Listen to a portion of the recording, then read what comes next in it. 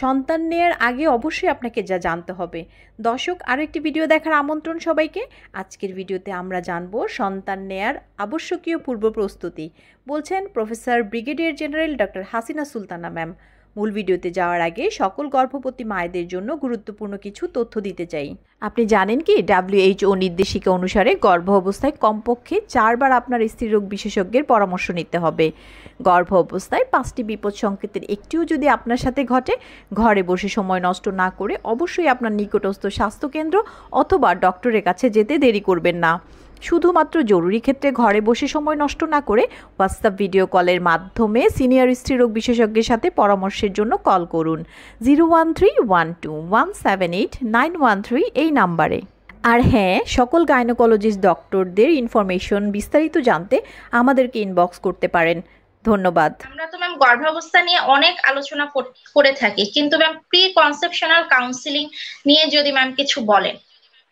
Pre conceptional counselling already বলেছে যে কি আসলে প্রেগনেন্সির আগে কি করতে হবে। একটি মেয়ে যখন বিবাহ বন্ধনে আবদ্ধ হয়, সে আসলে প্রথমেই আসা উচিত আমাদের কাছে, এসে কিভাবে সে প্ল্যান করবে তার সবকিছু, এবং সেটা তো আছেই, তাছাড়া তার ফিজিক্যাল ফিটনেসটা কতটুকু আছে সেটা কিন্তু জানতে হবে তাকে। সে হয়তো কিছুই তখনও জানতে পারে না, ভিতরে কি সমস্যা আছে অনেকগুলো বোঝাও যায় না। তো আসলে আমরা প্রথমেই একটা হিস্ট্রি নেই, তাদের হিস্ট্রি নিয়ে দেখি যে আসলে ফ্যামিলি হিস্ট্রিটা কিরকম, প্রেশার আছে কিনা, ডায়াবেটিস আছে কিনা ফ্যামিলিতে, অ্যাজমার কোনো ইয়ে আছে কিনা, হাইপোথাইরয়েডিজম, এই 4টা অসুখ আমরা খুব কমনলি পেয়ে থাকি। তো এগুলো যদি মা বাবা বা আত্মীয় স্বজন যারা ফার্স্ট ডিগ্রি রিলেটিভ তাদের যদি থেকে থাকে, তাহলে কিন্তু মেয়েটিও সেই সময় অলরেডি, যদিও সে অল্প বয়সী, তারপরে তার থাকতে পারে। তো সেগুলো আমাদের এক্সক্লুড করে নিতে হবে এগুলো আছে কিনা। তারপরে অনেক সময় দেখা যায় কনসিভ করার পরে মেয়েরা জানতে পারে যে সে এই প্রবলেমে সাফার করছে, কিন্তু এটা তো ঠিক না। বাই দিস টাইম কিন্তু বাচ্চাটা, ভ্রূণটা কখন ইয়ে হয়, প্রথম 3 মাস বাচ্চাটা শারীরিক তৈরি হয়ে যায়, সবকিছু তৈরি হয়ে যায় শরীরে, তারপরে কিন্তু জাস্ট বৃদ্ধি পায়। তো এই সময়টা যখন ভ্রূণটা তৈরি হবে, তখন যদি তার কোনো প্রবলেম থাকে, তখন কিন্তু সেটা অ্যাডভার্সলি এফেক্ট করতে পারে সেই শিশুটাকে। তো সেই জন্য আমাদের আগে থেকে এটা জানতে হবে, এবং আমরা কিছু পরীক্ষা নিরীক্ষা করি। সেটা প্রথমেই আমরা দেখে নেই তার প্রেশার কেমন আছে, তার অন্য কোনো ডিজিজে সে সাফার করছে কিনা জিজ্ঞেস করে নিতে হবে, এবং তারপরে আমরা প্রেশার যদি থাকে তাহলে আমরা প্রেশারের ওষুধ দিব। এবং ডায়াবেটিস আমরা কিছু কিছু পরীক্ষা নিরীক্ষা করব, যেমন ব্লাড সুগারটা পরীক্ষা করতে হবে, হিমোগ্লোবিন করতে হবে। হিমোগ্লোবিন করে রক্ত শূন্যতা, অনেকে দেখা যায় অনেক কম হিমোগ্লোবিন, 9 গ্রাম 8 গ্রাম এরকম হয়ে থাকে, সে কিন্তু সে কাজ করছে, সবকিছুই করছে, কিন্তু এরকম হিমোগ্লোবিন, এইভাবে তো বাচ্চা নেওয়া যাবে না। সো আমাদের তখন কি করতে হবে, হিমোগ্লোবিন ইলেকট্রোফোরেসিস নামে একটা ইনভেস্টিগেশন আছে, সেটা করে নিতে হবে। কেন, এটা হলো রক্তের জন্মগত একটা সমস্যা, যেটা কিনা হিমোগ্লোবিনটা একটু অ্যাবনর্মাল থাকে। সেক্ষেত্রে কি হয়, সে বাচ্চাকে সাফিসিয়েন্ট অক্সিজেন সাপ্লাই দিতে পারবে না যখন সে কনসিভ করবে। সেই জন্য এই রক্তটা পরীক্ষা করি, এবং হিমোগ্লোবিন ইলেকট্রোফোরেসিস অনেক সময় প্রায় দেখা যায়, বলা হয় যে বিয়ের আগে রক্ত পরীক্ষা করিয়ে নেন। তো হিমোগ্লোবিন ইলেকট্রোফোরেসিসে কারো যদি কোনো সমস্যা থেকে থাকে, অ্যাবনর্মাল হিমোগ্লোবিন থেকে থাকে, সেক্ষেত্রে তাকে হাজবেন্ডকেও পরীক্ষা করাতে হবে। যদি হাজবেন্ড এবং ওয়াইফ দুজনেই হিমোগ্লোবিন ইলেকট্রোফোরেসিস করে যদি অ্যাবনর্মাল পায়, তাহলে কিন্তু সেই ক্ষেত্রে শিশুটি বেশ সমস্যায় পড়ার কথা। সো এই জিনিসটা অবশ্যই পরীক্ষা করে নিতে হবে। তারপরে হচ্ছে আসবে যেটা বলছিলাম, ডায়াবেটিসের ইয়েটা অবশ্যই কন্ট্রোল করে নিতে হবে। কেন, ডায়াবেটিস নিয়ে যদি কোনো মেয়ে কনসিভ করে, সেই বাচ্চার প্রাথমিক অবস্থায় যখন ভ্রূণটা তৈরি হয়, তখন যদি ডায়াবেটিস থাকে, তখন বাচ্চাটা অ্যাবনর্মাল হওয়ার সম্ভাবনা অনেক বেশি।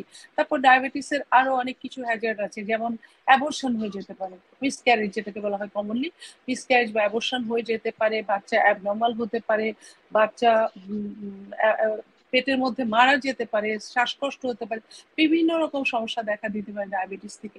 এই জন্য ডায়াবেটিসটা ভালো মতো কন্ট্রোল করে নিতে হবে। তারপরে আসে হাইপোথাইরয়েডিজম, যেটা হাইপোথাইরয়েডিজম, থাইরয়েডের প্রবলেম থাকলে আসলে কনসিভ করতে অনেক সমস্যা হয়ে যায়।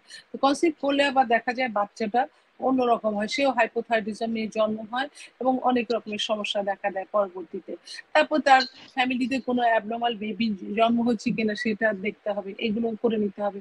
তারপরে অন্যান্য পরীক্ষার মধ্যে আমাদের আরো একটা জিনিস দেখে নিতে হবে, সেটা হচ্ছে মেয়েটিকে দেওয়া হয়েছে কিনা 2টা টিকা। একটা হচ্ছে রুবেলার টিকা, যেটা রুবেলার টিকাটা কি কি করে, এটা সাধারণত রুবেলা যদি কেউ একদম আর্লি প্রেগনেন্সিতে রুবেলা হয়, রুবেলা একটা ভাইরাল ডিজিজ, এটা হলে কিন্তু বাচ্চাটা অ্যাবনর্মাল হওয়ার সম্ভাবনা থাকে এবং পেটের মধ্যেও মারা যায়। অনেক সময় দেখা যায় যে সে অ্যাবনর্মাল অবস্থায় জন্মগ্রহণ করে এবং বেশি দিন বেঁচে থাকে না। সো আমাদের রুবেলার টিকাটা যারা আছে এখনো নেয়নি, আর যারা কনসিভ করতে যাচ্ছে, আমি অবশ্যই রিকোয়েস্ট করব যে তারা রুবেলার টিকাটা নিয়ে নিবে। সিঙ্গেল ডোজ, একটা ডোজ নিলে হয়ে যাচ্ছে। আরেকটা জিনিস হচ্ছে হেপাটাইটিসের টিকা, হেপাটাইটিসের টিকাও নিয়ে নিতে হবে। এটা খুব একটা মরবিড খারাপ একটা ডিজিজ, যেটা কিনা হেপাটাইটিসের টিকাটা নেওয়া থাকলে হেপাটাইটিস হবে না, মানে জন্ডিস, যে জন্ডিসটা খুব খারাপ। এমনি অনেক রকমের জন্ডিস আছে, তার মধ্যে হেপাটাইটিস বি এবং সি, এই দুটো ভাইরাস দিয়ে যে জন্ডিস হয় সেগুলো খুবই খারাপ, পরবর্তীতে লিভারটাকে নষ্ট করে ফেলে, সিরোসিস অফ লিভার হয়। সেজন্য এটা আমাদের আগে থেকেই সতর্ক হতে হবে, মানে টিকা নিয়ে নিতে হবে। 3টা টিকা নিতে হয় হেপাটাইটিসে, এবং সেটা প্রেগনেন্সিতেও নেওয়া যায়, বাট আগে থেকে যদি নিয়ে নেওয়া হয় বেটার। এবং রুবেলার টিকাটা অবশ্যই 3 মাস আগে নিতে হবে। কনসিভ প্ল্যান করার আগে, কনসিভ করার প্ল্যান করার 3 মাস আগে অবশ্যই রুবেলা টিকাটা নিতে হবে। আবার বেশি তাড়াতাড়ি রুবেলা টিকা নেওয়ার সাথে সাথে যদি কেউ কনসিভ করে ফেলে, সেটাতে কিন্তু খারাপ ইফেক্ট হয়, কেন একটা লাইভ ভাইরাস। এই জন্য মনে রাখতে হবে আগে থেকে। কিন্তু হেপাটাইটিস টিকার বেলায় কিন্তু এরকম নাই। সো এটা যে কোনো সময় নেওয়া যেতে পারে, কিন্তু রুবেলা টিকাটা অবশ্যই অনেক আগে থেকে নিয়ে ফেলতে হবে ভবিষ্যতে সাবধান থাকার জন্য। তারপরে এইগুলো করার পরে তারপরে আমরা তাকে বলবো যে ঠিক আছে, সব ঠিকঠাক আছে, ডায়াবেটিস, প্রেশার, অ্যাজমা সবকিছু, হাইপোথাইরয়েডিজম, এগুলো ট্রিটমেন্ট করে তারপর যাতে সে কনসিভ করে, তাহলে একটা ভালো আউটকাম পাওয়া যাবে। মাও ভালো থাকবে, শিশুটিও ভালো থাকবে, ইনশাআল্লাহ ভালো আমরা একটা আউটকাম পাবো এর মাধ্যমে। ধন্যবাদ ম্যাম। দর্শক, আশা করি আপনারা বুঝতে পেরেছেন গর্ভকালীন চিকিৎসার বা গর্ভকালীন চেক আপের যেরকম দরকার আছে, তেমন পূর্ববর্তী যে প্ল্যান সেটারও কতটা ইম্পর্টেন্ট। ধন্যবাদ ম্যাম আপনাকে এত সুন্দর আমাদেরকে অ্যাডভাইস গুলো দেওয়ার জন্য। ফরসেল বাংলাদেশের সকল দর্শকদেরকে ধন্যবাদ জানাচ্ছি, এবং ম্যাম তো বলেই দিয়েছেন যে একটি শেয়ারের মাধ্যমে হয়তো অনেকেই জানতে পারবেন আমাদের কথাগুলো এবং অনেক উপকৃত হবেন। আমরাও দর্শকদেরকে আবার পুনরায় এই অনুরোধ করি, দর্শক আপনারা আমাদের অনুষ্ঠানটিকে একটু বেশি বেশি শেয়ার করে দেবেন, আমাদের সাথে লাইক কমেন্ট করে আমাদের সাথেই থাকবেন, কারণ আপনার এই শেয়ারের মাধ্যমে হয়তো অনেক দর্শক আমাদের সাথে সংযুক্ত হবে এবং অনেকেই তাদের একই ধরনের সমস্যা থাকে, যে সমস্যার সমাধান হয়তো তারা খুঁজে পাবে। এবং আমাদের একটি ইউটিউব চ্যানেল আছে, যেটিকে আপনারা একটু সাবস্ক্রাইব করবেন, কারণ আমরা পরবর্তী অনুষ্ঠানগুলো ইউটিউব চ্যানেল থেকেই সরাসরি সম্প্রচার করব।